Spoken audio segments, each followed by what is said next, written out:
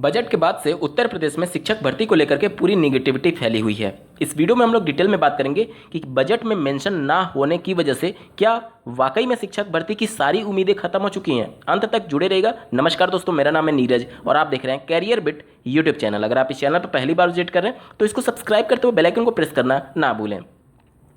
दोपहर में एक डेडिकेटेड वीडियो के माध्यम से मैंने आप सभी को सूचित किया था कि प्रदेश सरकार की वर्तमान सत्र 2023-24 के लिए जो बजट जारी किया गया है उसमें शिक्षा को लेकर के क्या कुछ बातें मेंशन है और जो सोशल मीडिया साइट्स पर खबरें वायरल हो रही थी उसका मैंने उसमें पूरा विश्लेषण किया था। बहुत से सोशल मीडिया प्लेटफॉर्म पर ये खबरें निकल करके आ रही थी कि जो समग्र शिक्षा को लेकर के बजट अलॉट किया गया है वो सीधे तौर पर प्राथमिक शिक्षक भर्ती के लिए बजट अलॉट किया गया है, जबकि ऐसा कुछ था नहीं।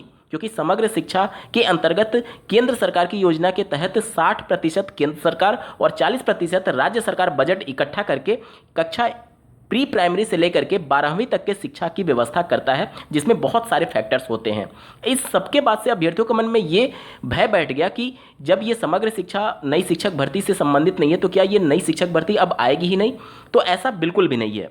स्क्रीन पर अभी आप सत्र 2022-23 के लिए उत्तर प्रदेश में जो बजट जारी किया गया था उसमें शिक्षा से रिलेटेड क्या कुछ बातें मेंशन की गई थी, इसको समझना आपको बेहद जरूरी है। तब जाकर के आप चीज़ों की गहराई को समझ पाएंगे। आप स्क्रीन पर देख पा रहे होंगे बेसिक शिक्षा से रिलेटेड पिछले वर्ष जो बजट जारी किया गया था उसमें भी यहाँ पर समग्र शिक्षा के अंतर्गत 18,670 करोड़ रुपये अलॉट किए गए थे। आप देख सकते हैं दूसरे नंबर पॉइंट पर। यहाँ पर मैं आपको ये समझाने की कोशिश कर रहा हूँ कि पिछले सत्र में जब आप लोगों ने देखा होगा कि 2022 में टीजीटी पीजीटी की वैकेंसी आई थी, जो कि माध्यमिक स्तर की वैकेंसी होती है। तो माध्यमिक स्तर की जो शिक्षा के लिए बजट जारी किया गया था इसमें देखिए कहीं पर भी अलग से उसके बारे में मेंशन नहीं किया गया था शिक्षक भर्ती के बारे में या फिर उसको फंड अलॉट करने के संदर्भ में। बावजूद इसके शिक्षक भर्ती तो आई ना।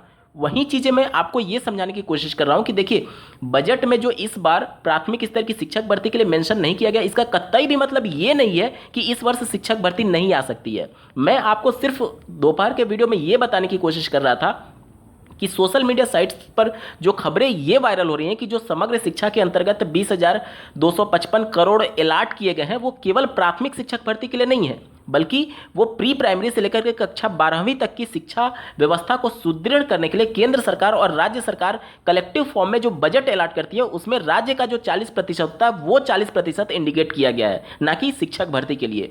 हालांकि शिक्षक भर्ती ये पूरी तरीके से राज्य सरकार के मूड पर डिपेंड करेगा कि वो शिक्षक भर्ती देना चाहती है अथवा नहीं देना चाहती है। ठीक है, तो ये सभी चीज़ों को लेकर के मन से निकाल दीजिए कि शिक्षक भर्ती नहीं आएगा, बजट में मेंशन नहीं किया गया। तो वहाँ पर समग्र शिक्षा का केवल मैंने मतलब समझाया था कि वो उसका मतलब क्या होता है।